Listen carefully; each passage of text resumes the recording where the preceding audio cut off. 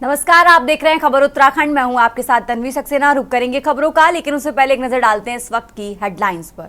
देहरादून के झंडे जी के आरोपहर में आस्था का सैलाब, गुरु भक्ति में रंगी संगत, जयकारों से गूंज उठा दरबार साहिब। 23 मार्च को धामी सरकार के 3 साल पूरे, प्रदेश भर में जन सेवा थीम के तहत आयोजित होंगे कार्यक्रम। देहरादून में मुख्यमंत्री पुष्कर सिंह धामी करेंगे संबोधित। मुख्यमंत्री ने 1905 हेल्पलाइन की समीक्षा की, समस्याओं का समाधान न करने पर अधिकारियों को नोटिस जारी करने के निर्देश। उत्तराखंड में वार्षिक स्थानांतरण सत्र की कवायद शुरू, 10 जून तक जारी होंगे तबादला आदेश, कर्मचारियों को बताना होगा कारण। चारधाम यात्रा के लिए सरकार की नई पहल, पोर्टल से होगी स्वास्थ्य निगरानी, हेलीकॉप्टर और बोट एम्बुलेंस होंगी तैनात, मिलेगा बेहतर इलाज। अल्मोड़ा के 36 से ज्यादा गांव में पेयजल का संकट, बेमियादी धरने पर ग्रामीण और व्यापारी अनिश्चितकालीन धरने पर बैठे। आप देख रहे हैं के न्यूज, खबरों का सारथी।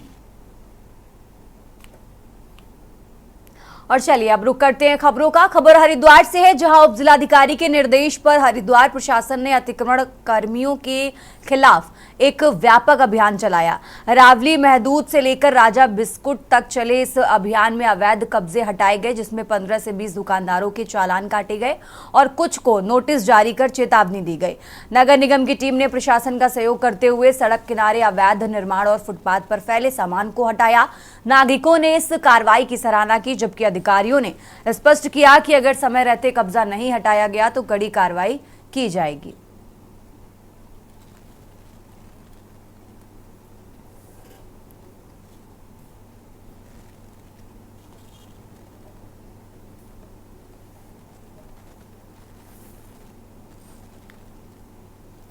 खबरों में आगे बढ़ते हैं। उत्तराखंड विधानसभा में दिए मंत्री प्रेमचंद अग्रवाल के बयान और हाल ही में दिए इस्तीफे के बाद से मंत्रिमंडल विस्तार को लेकर देवभूमि से दिल्ली तक राजनीति का बाजार बेहद गर्म हो चला है।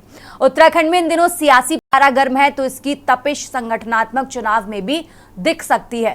धामी सरकार की कैबिनेट के विस्तार की चर्चाओं के बीच अब बीजेपी के अंदर खाने संगठन में बदलाव की हलचल तेज हो गई है। इसी हफ्ते बेंगलुरु में आरएसएस की होने वाली मीटिंग के बाद कहा जा रहा है कि प्रदेश बीजेपी में बड़े बदलाव देखने को मिल सकते हैं। लिहाजा सबकी नजरें संघ की इस होने वाली बैठक पर हैं। दरअसल राष्ट्रीय स्वयंसेवक संघ की अखिल भारतीय प्रतिनिधि सभा बेंगलुरु में 21, 22 और 23 मार्च को होने जा रही है। इसमें लिए गए फैसलों का असर संगठन में भी दिख सकता है। सूत्रों की माने तो संगठन महामंत्री जैसे अहम पदों पर भी बदलाव दिख सकता है। फिलहाल बीजेपी प्रदेश अध्यक्ष का नया चेहरा कौन होगा, इसको लेकर एक तरफ जहां कयासों का बाजार गर्म है, तो वहीं संगठन में महिलाओं का नेतृत्व देने की चर्चा भी तेज है। वहीं मुख्यमंत्री पुष्कर सिंह धामी के कल दिल्ली के दौरे को लेकर मंत्रिमंडल विस्तार की चर्चा बेहद तेज हो गई है। ऐसे में उम्मीद जताई जा रही है कि कैबिनेट के खाली पड़े 5 पदों को जल्द भरा जा सकता है, जिसकी हरी झंडी का इंतजार बेसब्री से किया जा रहा है। ये रिपोर्ट देखिए।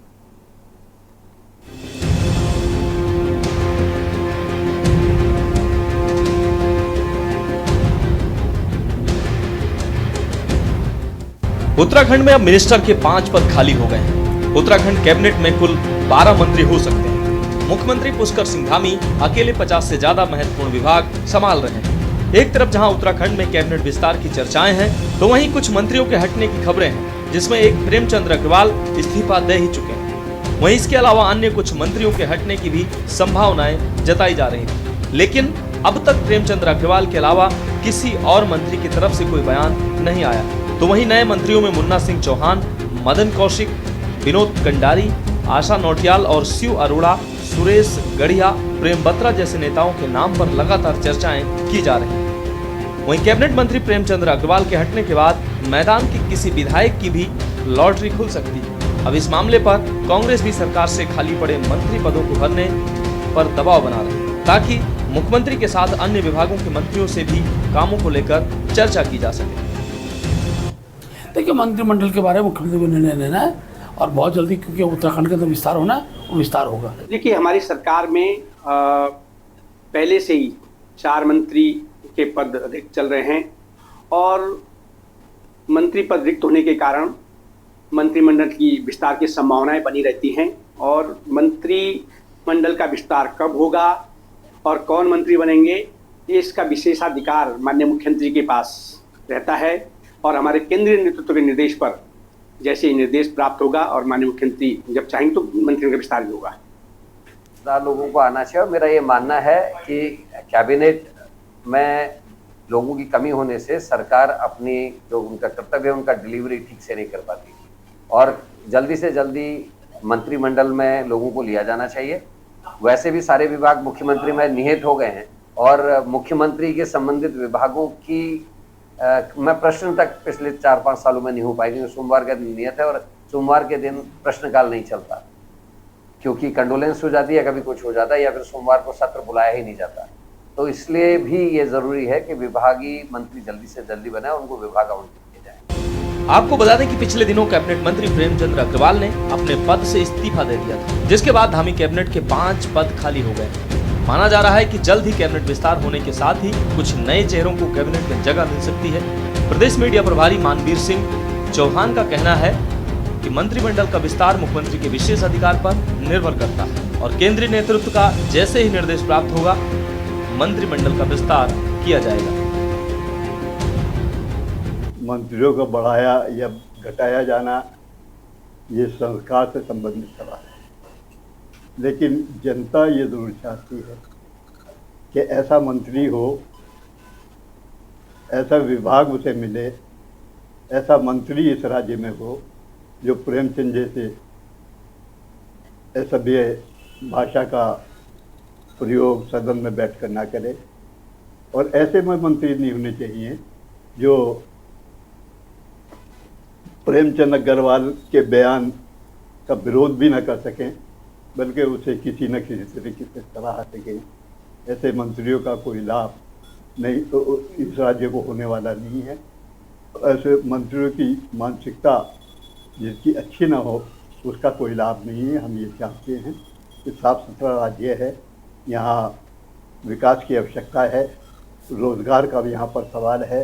कैबिनेट का विस्तार तो होना है, क्योंकि मंत्रिमंडल की संख्या भी मेरे हिसाब से कम ही है और धामी जी निश्चित रूप से विस्तार करेंगे और हो सकता है इसी पर मंथन के लिए आप वो धामी जी दिल्ली गए हैं। तो इसमें वैसे देखा जाए तो धर्मपुर से अपना विनोद चमोली जी हैं, उन्हें भी मौका मिल सकता है और पुराने हैं, मिलना भी चाहिए उन्हें मंत्रिमंडल में साथ। और एक आपके खजानदास जी हैं, वो भी आ सकते हैं इसमें।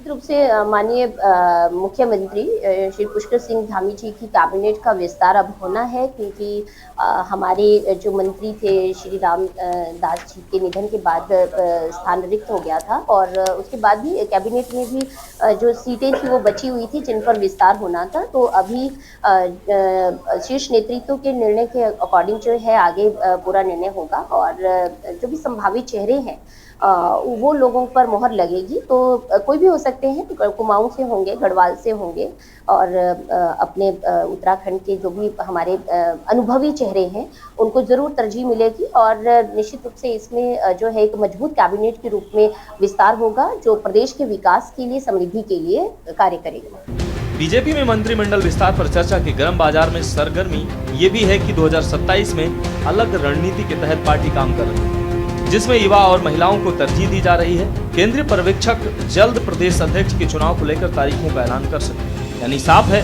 कि आने वाली 21, 22 और 23 तारीख पॉलिटिकल घटनाक्रम के लिहाज से बेहद खास होने जा रही है। भले ही मीटिंग बेंगलुरु में हो, लेकिन यहाँ लिए गए फैसले उत्तराखंड में उठापटक कर सकते हैं। साथ ही मुख्यमंत्री का दिल्ली दौरा और विधायकों की बढ़ती धड़कनें भी लाजिमी है। Uttarakhand desk report.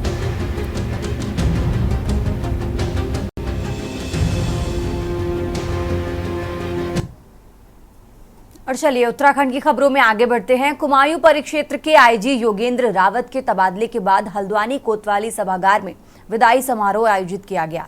इस मौके पर पुलिस विभाग के अधिकारियों और कर्मचारियों ने उनके साथ बिताए गए यादगार लम्हों को साझा किया और उनके नेतृत्व की सराहना की। आईजी योगेंद्र रावत का तबादला आईजी कार्मिक के रूप में हुआ, जहां वो अपनी नई जिम्मेदारियां संभालेंगे। अधिकारियों ने कहा कि रावत के नेतृत्व में कुमायूं क्षेत्र में कानून व्यवस्था मजबूत रही और पुलिसकर्मियों को टीम वर्क की प्रेरणा मिली।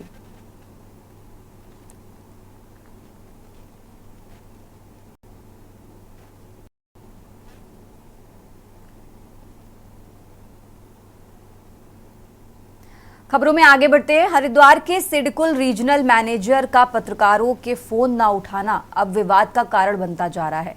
सिडकुल से जुड़ी खबरों और महत्वपूर्ण जानकारियों के लिए मीडिया का आरएम से संपर्क करना जरूरी होता है, लेकिन बार बार कॉल करने के बावजूद कोई प्रतिक्रिया नहीं मिल रही। इससे पत्रकारों को सटीक और आवश्यक सूचनाएं जुटाने में परेशानी हो रही है, जिससे आरएम की कार्यशैली पर सवाल उठ रहे हैं। मीडिया से प्रशासन की पारदर्शिता पर भी संदेह खड़ा कर रहा है। को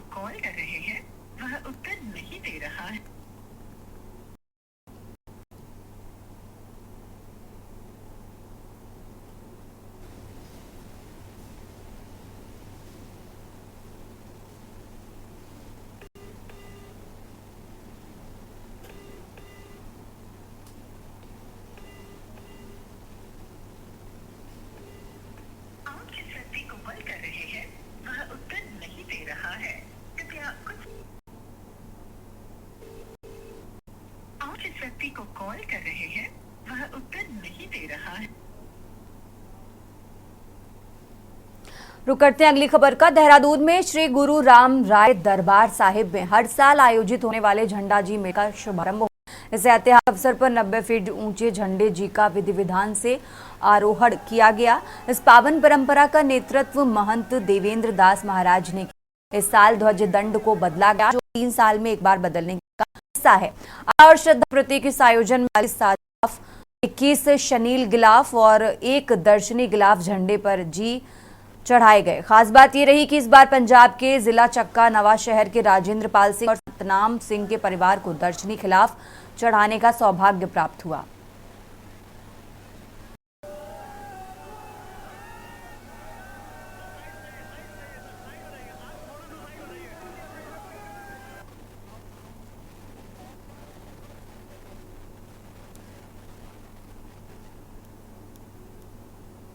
खबरों में आगे बढ़ते हैं। बागेश्वर नगर क्षेत्र में सरयू नदी के ऊपर बने दोनों मोटर पुल और पैदल पुल को खुलवाने की मांग तेज हो गई है। बागेश्वर के पदाधिकारियों ने संयुक्त रूप से जिलाधिकारी बागेश्वर आशीष भटगाई को ज्ञापन दिया है। बागेश्वर प्रशासन द्वारा सरयू नदी पर बने पुलों को मरम्मत के नाम पर लंबे समय से बंद रखा गया है और मरम्मत काम भी महीनों से बंद पड़ा है। सरयू नदी पर ऊपर बने पुलों से आवाजाही बंद होने से दुग बाजार और चौक बाजार के व्यापारियों का व्यापार काफी प्रभावित हो रहा है।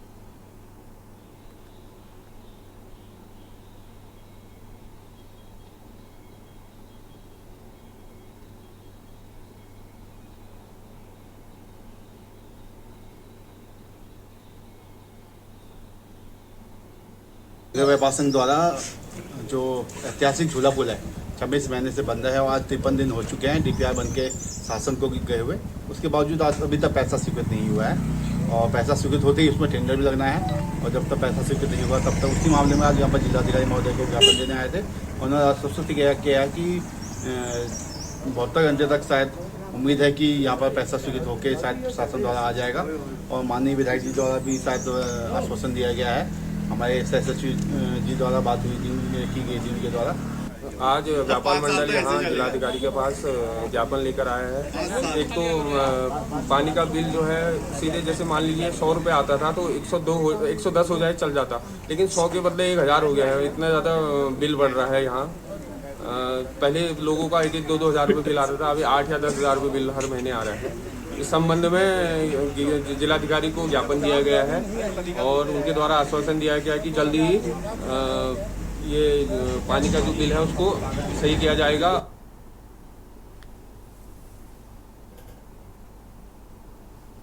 और अब खबर उत्तरकाशी के बड़कोट से है, जहां नगर निकाय चुनावों में उम्मीदवारों ने गांव-गांव के लोगों के नाम नगर पंचायतों, नगर पालिकाओं और नगर निगमों की वोटर लिस्ट में चढ़ाए। लेकिन अब लोगों का कहना है कि पंचायत चुनाव में लोगों को नाम काटने का भय दिखाकर 3 दिन में जवाब देने का नोटिस थमाया जा रहा है। इस संबंध में जब मीडिया ने उप जिलाधिकारी बड़कोट से जानना चाहा तो उनका कहना था कि वोटर का नाम सिर्फ एक ही जगह होना चाहिए, न कि 2 जगह। जबकि लोगों का कहना है कि नगर निकाय तभी बनती है जब नगर की आबादी बढ़ती है। नहीं तो ग्राम पंचायत क्यों नहीं बनाई गई? एक विधायक, सांसद या नेता कई जगह वोट डाल सकते हैं, तो फिर आम जनता को क्यों परेशान किया जा रहा है? लोगों के नगर पालिकाओं में मकान होने से क्या वोट नहीं डाल सकता? कई प्रकार के सवाल खड़े हो रहे हैं। लोगों का यह भी कहना है कि जब निकाय चुनाव की वोटर लिस्ट तैयार हो रही थी तब BLO और स्थानीय प्रशासन कहां सोया हुआ था? फिर भी आपत्ति के लिए 7 दिन का समय दिया गया था। फिर बड़कोट का चुनाव इतना हाईटेक क्यों हुआ?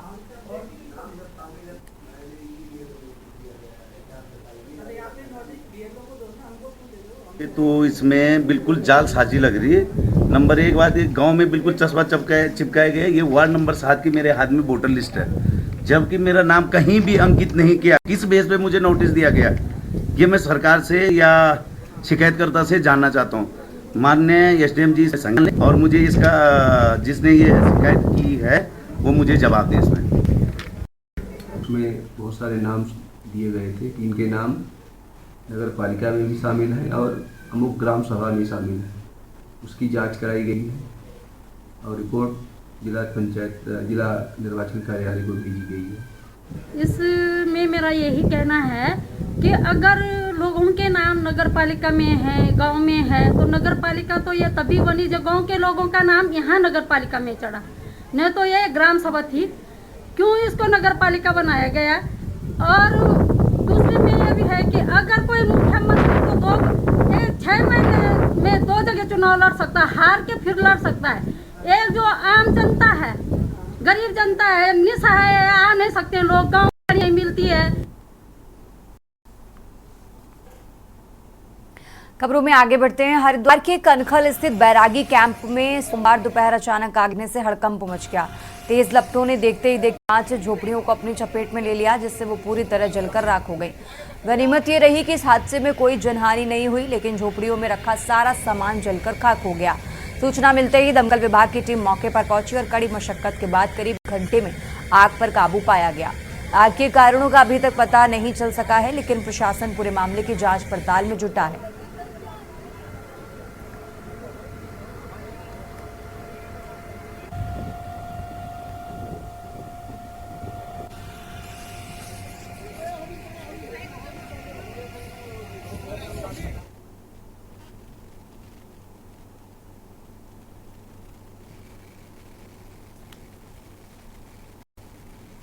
उत्तराखंड हाईकोर्ट ने बनभूलपुरा हिंसा के दिन गोली लगने से हुई फहीम की मौत की जांच CBI से कराए जाने को लेकर दायर याचिका पर सुनवाई करते हुए कोर्ट की खंडपीठ ने सरकार से कहा कि मामले की प्रगति रिपोर्ट पेश करें।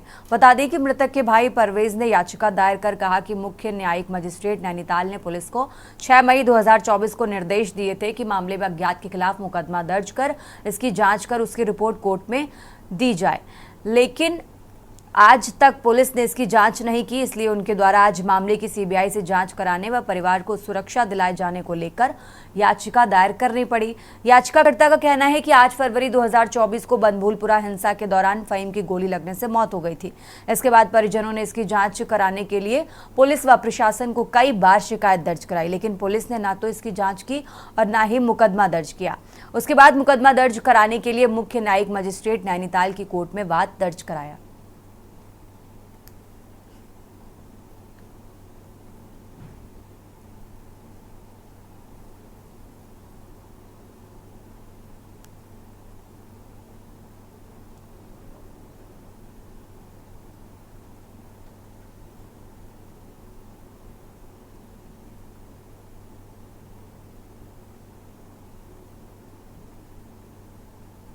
ऐसा ना, एक जो हल्द्वानी में दंगा हुआ था फरवरी में, उस दंगे में हमारा जो क्लाइंट है उसका एक फहीम नामी व्यक्ति की हत्या हुई थी, गोली लगी थी उसको। उसमें हमने सब जगह शिकायत करी तो कहीं से इसकी FIR लॉन्च नहीं हो रही थी। उसके बाद फिर 156 दिन में हम CGM कोर्ट नैनीताल में गए, वहाँ पर 302 में FIR लॉन्च हुई अज्ञात में। तो इसके लेके हमने ये कहा था पिटीशन में कि साहब इस मामले की जो है CBI जाँच होनी चाहिए। पुलिस जो है प्रॉपर तरीके से इसकी इन्वेस्टिगेशन नहीं कर रही है और इसी को लेके हमने पिटीशन डाली है। तो कोर्ट ने आज जो है इसमें कहा इनसे, सरकार स्टेट से, और उसकी दूसरी जो क्लाइंट है हमारा, उसकी सुरक्षा के लिए डिमांड करी थी हमने, क्योंकि उसको लगातार धमकी देने की बात चल रही थी। और इसके लिए हमने एक जो विटनेस प्रोटेक्शन कमेटी है 2022 का एक्ट है, उसमें एक जिला जज जो उसके चेयरमैन होते हैं, वो उसमें भी हमने एक एप्लीकेशन दी। खबरों में आगे बढ़ते हैं। जिले भर से आई आंगनबाड़ी कार्यकर्ताओं ने नैनीताल गांधी पार्क में वेतन वृद्धि सहित अपनी 11 सूत्री मांगों को लेकर विरोध प्रदर्शन किया। विरोध प्रदर्शन कर रही आंगनबाड़ी कार्यकर्ताओं का कहना है कि उन्हें शासकीय सरकार कर्मचारी घोषित किया जाए व 18,000 रुपए न्यूनतम वेतन दिया जाए। केंद्र सरकार द्वारा संचालित ICDS, NHM, MDMS, SSA, national सहित योजनाओं के लिए साल 2018 के केंद्रीय बजट में पारित राशि आवंटन की जाए ताकि इनमें कार्यरत योजना कर्मियों का वेतन न्यूनतम वेतन से स्तर तक करने के साथ ही आंगनबाड़ी में कार्यरत सभी कर्मचारियों के लिए भी भविष्य निधि, पेंशन, चिकित्सा सुविधा आदि लागू किया जाए। अभियंता महोदय द्वारा ठेकेदार पक्ष एवं श्रमिक पक्षों के बीच एक समझौता तय हुआ है कि वो जल्द ही इन श्रमिकों का भुगतान 1 सप्ताह के भीतर कर दिया जाएगा और जो उनकी जो 25% वेतन बढ़ोतरी थी और जो साप्ताहिक अवकाश के दिन जो कार्य किया जाता है उसका भुगतान ठेकेदारों द्वारा किया जाएगा। देखिए, जो संविदा श्रमिक यहाँ पे आंदोलनरत थे तो उनकी मांग थी कि उनको अप्रैल 2024 से मिनिमम वेजेस जो बढ़ा हुआ है श्रम विभाग के नियमानुसार वो दिया जाए, क्योंकि डिपार्टमेंट के द्वारा ठेकेदार को भुगतान किया ही नहीं गया और बार बार ठेकेदारों द्वारा डिपार्टमेंट से ये मांग की जाती रही कि आप मिनिमम वेजेस पे हमें भुगतान करें ताकि हम अपने श्रमिकों को वो भुगतान कर सकें। आपके द्वारा जब यहाँ पर इस खबर को चलाया गया उसके बाद जो निर्णय आया है आज, तो वो एक श्रमिक हित में आया है और आज हमारे यहाँ पर धरना प्रदर्शन का द्वितीय दिवस था, जो कि आगे हो सकता था कि और भी बढ़ सकता था यदि आज अधीक्षण अभियंता महोदय के द्वारा हमें अपने कार्यालय में बुलाया गया और आने के बाद उनके द्वारा श्रमिक के हित में जो आज निर्णय दिए गए हैं वो बिल्कुल काबिल तारीफ हैं और उनके द्वारा कुछ दिन के अंदर ये कहा गया है कि 1 सप्ताह का टाइम दिया गया है कि 1 सप्ताह के भीतर इन सभी समस्याओं का समाधान हो जाएगा। के द्वारा जो है जो धरना चल रहा था उनसे आज वार्ता की गई है। उनकी मुख्य समस्या ये थी कि जो श्रम आयोग की बढ़ी हुई दरें हैं ठेकेदार उनको उस दरों से भुगतान नहीं कर रहे थे, जबकि हमारे मुख्य महाप्रबंधक के द्वारा 10 अक्टूबर को ये फैसला किया गया था कि इनको बढ़ी हुई दरें दी जाएंगी। तो ठेकेदारों को निर्देशित कर दिया गया है कि ये बढ़ी हुई दरों का भुगतान करें और ठेकेदारों के द्वारा 4 दिन का जो उनका वीकली ऑफ बनता है वो भी नहीं दिया जा रहा था, उसके भी कहा गया है कि उसको भी ये दें।